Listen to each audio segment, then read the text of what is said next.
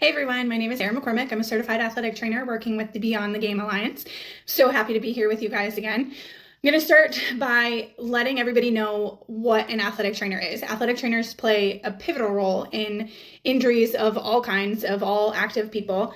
And if you don't understand what an athletic trainer actually is, it's hard to understand what we can actually do for you, because it's not just, handing out water bottles or taping ankles. There is so much more that goes into it. And for so many more people than just your high school and college athletes out there on the field. We work with fitness professionals, we work with military athletes, we work with the ballet, the circus, we work with, senior citizens who are active and have an injury. Everybody needs help when it comes to injuries, and it's not just, on the athletic fields. But anyway, an athletic trainer is a highly qualified, multi-skilled healthcare professional who renders services or treatments under the direction and collaboration with a physician in accordance with the education, training, and the state statutes, rules, and regulations. All athletic trainers have to be licensed in their state, and each state has some different rules and regulations as to what we can and cannot do.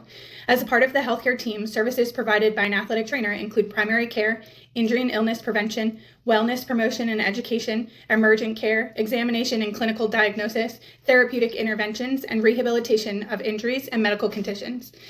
Athletic trainers are literally there from step one to your full return to play, whether it's, in a couple of weeks, a couple of months, or even a couple of years. But an athletic trainer is the person who is there as soon as the injury happens. So they're the best person to help you through from start to finish. And athletic trainers understand the injury, they understand the rehabilitation process, and they understand what it takes both physically and mentally to get athletes back out on the field. And that's a very important part, because it's not all just, weight room and exercises. There's a lot more on the mental side of things that go into injuries. And there are some real big setbacks that come from that, as well as from, maybe you're having trouble gaining strength in your quad after an ACL tear. And that plays a huge role in all of it. If you can't get that strength and mentally you're not there either, there's going to be some roadblocks, and athletic trainers are the ones who are there to help you through those roadblocks. There are many stages to injuries that we have. And to understand those phases, we can get very scientific, but for right now, we're just going to keep it basic and simple. So your first phase is your bleeding or your inflammation stage. This happens 8 seconds after an injury occurs. So you roll your ankle on the soccer field. Within 8 seconds of that, your body is already starting to heal itself. It is sending blood and inflammation to the area. And it's there to protect you. Inflammation isn't always bad. It's actually a really good thing that happens. That's what our body needs to do in order to go through all the phases of healing. It needs to have that inflammation. So there's controversy out there right now on icing, and if we should really be doing it, because your body is trying to heal itself. And why are we going to slap some ice on something to stop our body's natural process? So there are a lot of, research out there that you can delve into to, see what's best for you. But I'm more on the let's get moving and elevate and compression over the icing. So if you want to talk more about that, you can hit me up at a later point in time.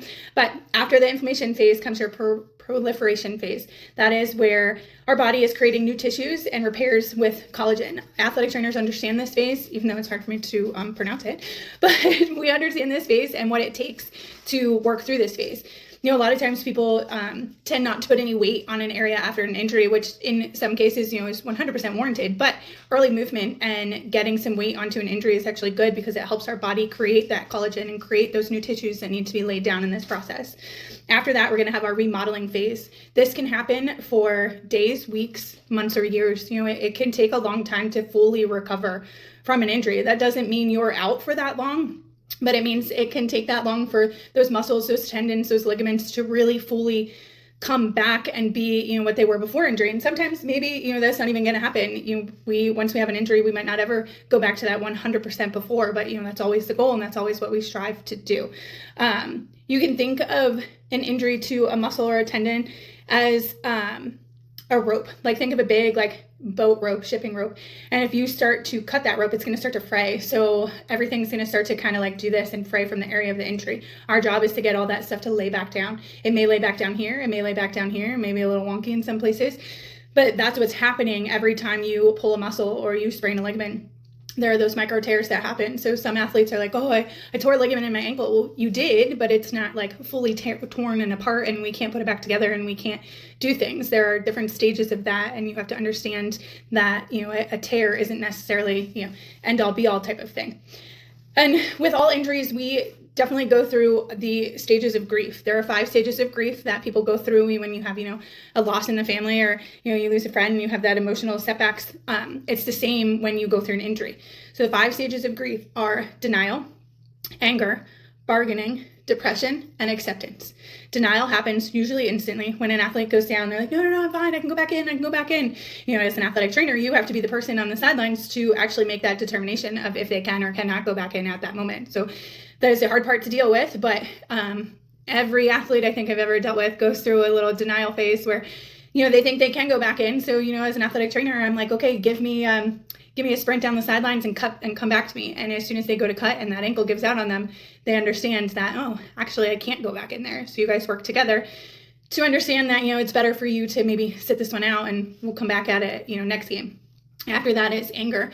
Athletes get very angry when they can't be on the field doing what they love, or on the court, or, in the pool, or whatever it may be. It is part of your life, and to have a big part like that taken away from you, it definitely sets in an anger part in athletes. I have had many discussions with athletes in training rooms that are, super sad about the things and super upset about an injury that puts them on the bench, but there's an understanding of being 100% out there for yourself and your teammates. And if you're not going to be 100%, then you need to, take a step back and get yourself there so you could be ready for not only yourself and your performance, but for your teammates as well.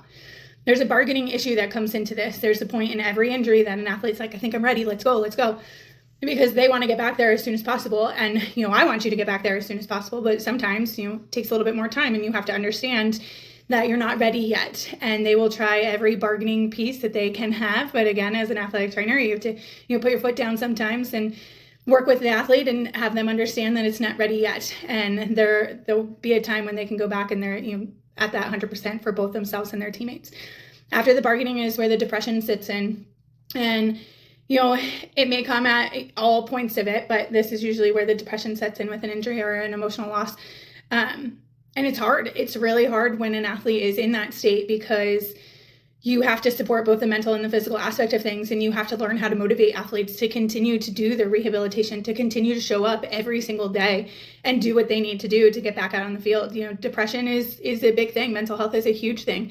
And in athletes, it's a stigma and people don't want to admit to it, but it's real and it happens and it's hard, but there are people there to support you, and you have those people around you on your team, your coaches, your teammates, your athletic trainers, the other kids in the athletic training room. It's not always one person in the athletic training room. There's usually a whole crew that's in there, and you become friends, whether you're on, a different team or a different school. You can be in the PT clinic working with an athletic trainer, and you can meet an athlete from another school that's going through the same thing, and you guys can bond over that injury. After that, depression becomes the acceptance point where you finally understand, I went through this. I had a heart injury. I worked very hard and I got myself back, and I have accepted this. And this is the new me. I had an ACL surgery, and I might not be as fast as I was right now when I return to the field, but I'll get there. So you're finally accepting what has happened to you, and that you're going to continue to work every single day to get back to where you were in the beginning. And sometimes athletes do come back bigger, better, stronger, faster than they were before, because they put in that extra effort and that extra work with their athletic trainer, with their strength coach, with, their PT, whoever's there to help them. It takes a village. It's not usually just one person. It's everybody. And athletic trainers are fortunate if you're in the right setting and the right support system that we can see you every single day. I have worked with athletes 2 times a day, every day, to return from I think it was their 3rd ACL tear. So, there's no cap on what we can do and how often we can see you and how much we can put in the work. We can be in the weight room in the morning and the athletic training room in the afternoon and out on the field after that. Consistency and putting in that hard work on both my side and your side is what's going to really get athletes back on the field and back doing, what they love. So it takes the village. You will return. You will get there. It's a hard road to travel, but we're there to support you. So I look forward to talking to you guys again next week on my next topic, and tune in to find out more. Thanks, guys.